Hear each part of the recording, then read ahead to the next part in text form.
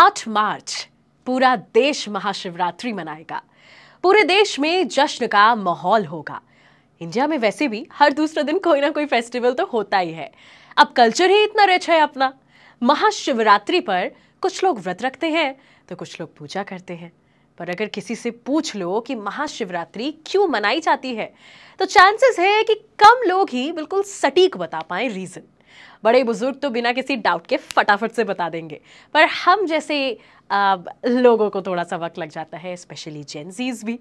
तो आज इसी सवाल का जवाब लेकर के मैं हाजिर हूं और आज आपको बताऊंगी आखिर क्यों मनाई जाती है महाशिवरात्रि, और साथ ही जानेंगे महाशिवरात्रि से जुड़े 5 लेसन ऑन फैक्ट्स। हाय, मैं हूं मानसी आपके साथ ऑन एबीपी लाइव पॉडकास्ट। चलिए अपनी लिस्ट की शुरुआत करते हैं और आपको फैक्ट नंबर 5 बताते हैं कि आखिर कब मनाई जाती है महाशिवरात्रि। अगर हिंदू कैलेंडर की बात की जाए ना तो ये फेस्टिवल फाल्गुन माह के कृष्ण पक्ष की त्रयोदशी को मनाया जाता है। बढ़ते हैं आगे और जानते हैं कि क्यों मनाई जाती है शिवरात्रि, और यही है हमारा फैक्ट नंबर 4। हिंदू धर्म में हर महीने शिवरात्रि मनाई जाती है। Yes, you heard this right कि हर महीने शिवरात्रि मनाई जाती है, लेकिन फाल्गुन माह में आने वाली महाशिवरात्रि की खास इंपॉर्टेंस होती है। माना जाता है कि इसी दिन भगवान शिव और पार्वती का विवाह हुआ था। कहा यह भी जाता है कि मां पार्वती सती का पुनर्जन्म है। मां पार्वती शिवजी को पति के रूप में पाना चाहती थी। इसके लिए उन्होंने शिवजी को अपना बनाने के लिए कई प्रयास किए थे। बहुत तपस्या की है उन्होंने, फिर उन्हें शिवजी मिले और फिर इसी दिन शिवजी और मां पार्वती ने एक दूसरे से शादी की। बढ़ते हैं आगे नंबर 3, फैक्ट नंबर 3 की ओर। क्या आपको पता है कि एक साल में 12 शिवरात्रि आती हैं? शिवरात्रि हर महीने आती है, पर महाशिवरात्रि साल में एक बार आती है। महाशिवरात्रि शब्द का मीनिंग, इसका अर्थ है शिव की महान रात। कुछ लोग तो ये भी कहते हैं कि इस दिन शिवजी ने तांडव भी किया था। चलिए आगे बढ़ते हैं फैक्ट नंबर 2 की ओर और जान लेते हैं कि शिवलिंग की पूजा इतनी खास क्यों मानी जाती है महाशिवरात्रि के दिन।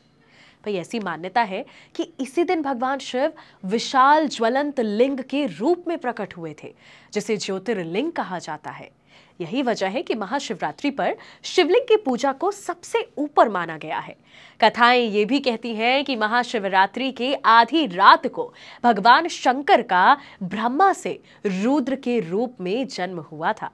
और अब जब बात कथाओं की चल रही है तो ये कहानी भी कहती है कि महाशिवरात्रि के दिन भगवान शिव ने कालकूट नामक विष को अपने गले में रख लिया था। ये वही विष था जो समुद्र मंथन के समय बाहर आया था। चलिए अब जाते जाते जान लेते हैं इस फेस्टिवल की इंपॉर्टेंस को, and that would be our last fact. जो लोग स्पिरिचुअलिटी को फॉलो करते हैं उनके लिए ये दिन खास मायने रखता है। इनफैक्ट जो लोग परिवार को वक्त देते हैं उनके लिए भी इंपॉर्टेंस है इस दिन की, और उन लोगों के लिए भी ये दिन बेहद खास है जो दुनिया के रूल्स एंड रेगुलेशंस को मानते हैं। जो लोग फैमिली वगैरह के साथ रहते हैं वो लोग इस दिन को शिव पार्वती की शादी के जश्न के जैसा मनाते हैं। जो दुनिया के बाकी चीजों में या यूं कहिए सांसारिक मोह माया में है वो इसको इसलिए मनाते हैं ताकि उन्हें अपने दुश्मनों पर जीत मिले, क्योंकि ऐसी मान्यता है कि इस दिन शिवजी ने दुश्मनों पर विजय प्राप्त की थी।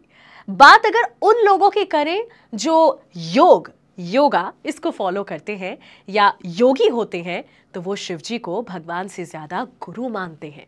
उन्हें आदि गुरु माना जाता है, पहले गुरु जिनसे ज्ञान उपजा, और सदियों की मेडिटेशन के बाद शिवजी एक दिन पूरी तरह से शांत और स्थिर हो गए और वही दिन महाशिवरात्रि का था।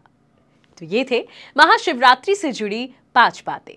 सबकी अपनी आस्था, सबका अपना विश्वास है और इस बात को हम पूरी तरह से समझते हैं। आज के लिए इतना ही, और जाते जाते हमारी तरफ से आप सभी को महाशिवरात्रि की ढेर सारी शुभकामनाएं।